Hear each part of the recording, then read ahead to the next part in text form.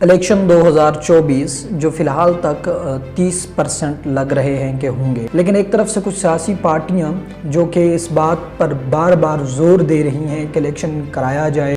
پاکستان تحریک انصاف کی مقبولیت اب بھی باقی ہے، حالانکہ انٹرا پارٹی الیکشن میں عمران خان صاحب کو بھی سائڈ پر کر دیا گیا۔ KPK کے اندر اور پنجاب کے اندر، وفاق کے اندر عمران خان صاحب اپنی اکثریت کے ساتھ گورنمنٹ بنا سکتے ہیں۔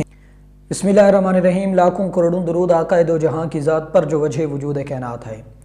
ناظرین کرام، الیکشن 2024 جو فی الحال تک 30% لگ رہے ہیں کہ ہوں گے، پورے پاکستان کے جو سیاسی دانشور ہیں ان کا یہی کہنا ہے کہ اب تک کے جو حالات ہیں وہ یہی بتا رہے ہیں کہ الیکشن 2024 ممکن نہیں ہے۔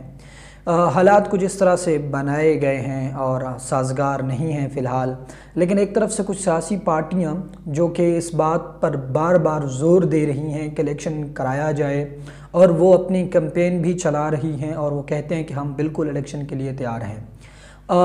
صابر شاکر یوٹیوبر کے مطابق پاکستان تحریک انصاف کی مقبولیت اب بھی باقی ہے، حالانکہ انٹرا پارٹی الیکشن میں عمران خان صاحب کو بھی سائڈ پر کر دیا گیا۔ بریسٹر گوہر صاحب ہے جو ان کو چیئرمین بنا دیا گیا ہے۔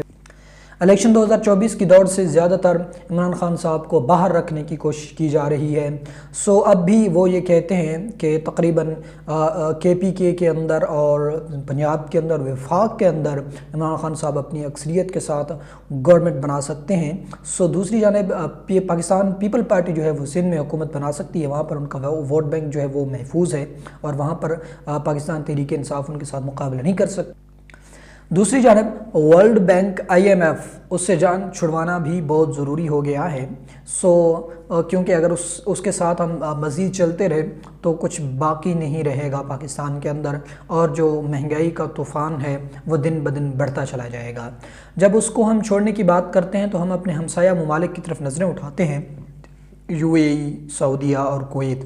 ان کی طرف سے اب خبریں آ رہی ہیں کہ بالکل کرارا جواب دے دیا گیا ہے پاکستان کو کہ اب وہ مزید پاکستان کے ساتھ بات نہیں کر سکتے اس حوالے سے، اور پاکستان کی مدد نہیں کر سکتے، اور IMF بھی اب یہ جو گورنمنٹ ہے اس کے ساتھ بات نہیں کرنا چاہتی۔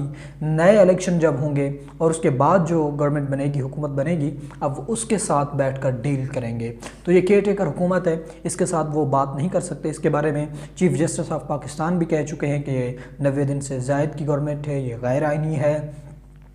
اگر یہ غیر آئینی ہے تو اس کو فوراً سے پہلے ختم کیا جائے اور نئے صاف شفاف الیکشن کرائے جائیں، تاکہ ان کے بعد جو بھی گورنمنٹ بنے وہ مستحکم گورنمنٹ ہو اور الیکٹڈ گورنمنٹ ہو، اور پاکستان کو خود مختار بنانے کے لیے اپنی پوری جد و جہد کرے۔